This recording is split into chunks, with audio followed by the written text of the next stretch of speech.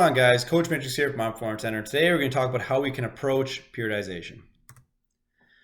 So what is periodization? It's a planned manipulation of different training variables to maximize adaptations and prevent overtraining our clients and athletes.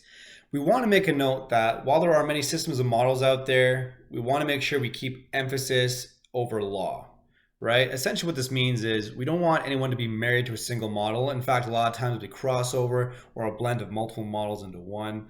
There is not one single approach that will work best. So we want to make sure that we always keep an open mind and we always emphasize over straight law. So two ways we can look at periodization. We can go top down or bottoms up. The top down is a more contemporary approach where we start from the big picture and work our way downwards. So for example, in top down, we're looking at the macro cycle, the long-term plan. We break it down to more digestible chunks, so the mesocycle, weekly, monthly blocks. And then microcycle is the training weeks or training days, which we can manipulate volume and intensity and different other variables.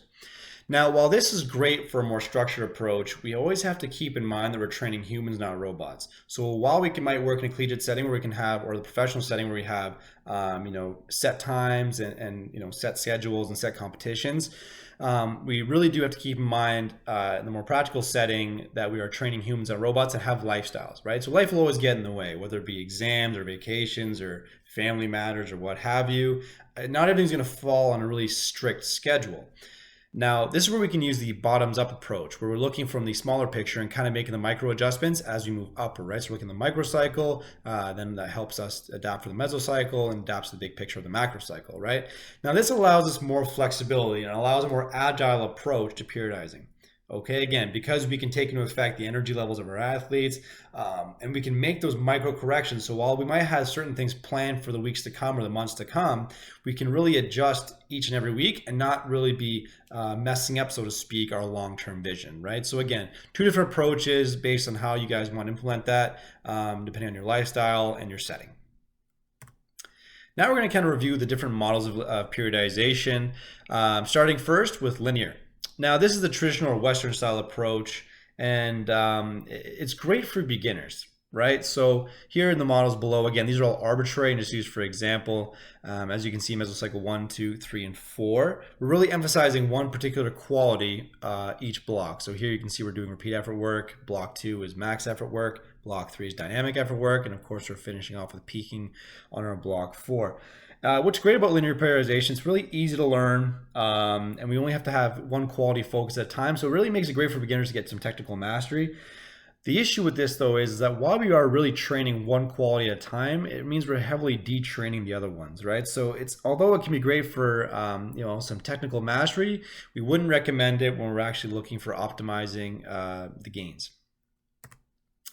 Next is block periodization, and this is a more focused but not exclusive approach. This is great for the analogy spinning the plates. We're looking to take 3 steps forward and only take 1 step back, right? So as you can see in the diagrams here, we have the different qualities with higher or lower emphasis, right? So for example, in Meso 1, repeat effort work is highly emphasized, max strength is moderate, and dynamic is low, and then it kind of rotates on through. So then all of a sudden, max effort's high, dynamic is moderate, repeat effort's low, and so on and so forth. Now, this is great because it allows us to peak at the right time and actually optimally train each quality throughout each cycle. Now, we do recommend a higher training age for this, and of course, we would love to have a higher long-term commitment simply because it allows us to actually optimally train each quality in a longer-term plan. Otherwise, we're kind of losing a couple of gains if we're just going kind of week to week and if we only have our clients for a shorter-term period, right? So keep that in mind. Block periodization is more focused, not exclusive. Concurrent periodization is where we can train all qualities equally. This is more conjugate or west side barbell style. So as you can see from the model here, all qualities are trained equally across the board. So while now that we're not training qualities or neglecting certain qualities, this actually allows for greater short-term progress, and it really does prevent staleness because nothing is really neglected, right? We're training repeat, max, dynamic all at the same time. We're really putting an emphasis on spinning all the plates at once. The issue with this, though, is it actually may inhibit adaptations, and because we cannot optimally develop each quality the best all at the same time, right? So although it's great for those with boredom, right, we could actually keep them, engaged. We have to keep in mind that while everything is emphasized, we're not optimally training anything. The variables that are being manipulated really come down to special exercises each week, right? So while everything's being emphasized, we are going to manipulate exercise and tools week to week and month by month, right, for concurrent periodization.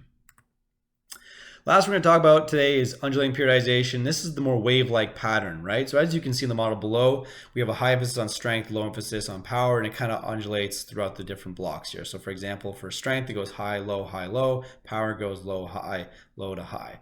All right, and they call this like a wave-like manipulation of volume intensity that will parallel the graph. And this is great for long-term gains, and of course, much like concurrent, this will really help for those with boredom issues, because we have a ton of variety and a lot of rotation throughout the weeks. The issue though is we must have some patience for longer-term gains, and of course, we are spending time developing each quality. We are not able to actually optimize because we're spending too little time training one quality individually, right? So you have to keep in mind that while we are going throughout each block, nothing's really getting optimized, all right? So again, of all four models, each have their pros and cons. It really just depends on the limitations of your athletes and your setting and how you wish to implement those different models and systems. That's it for this presentation, guys. Thanks for tuning in. As always, if you have any questions, you can always email info@ironperformance.ca. Reach out to us on social media, Facebook, Twitter, and Instagram. And of course, click the subscribe button on our YouTube channel for the latest and greatest in Whiteboard Wednesdays and educational content. Till next time, guys. Thanks for tuning in.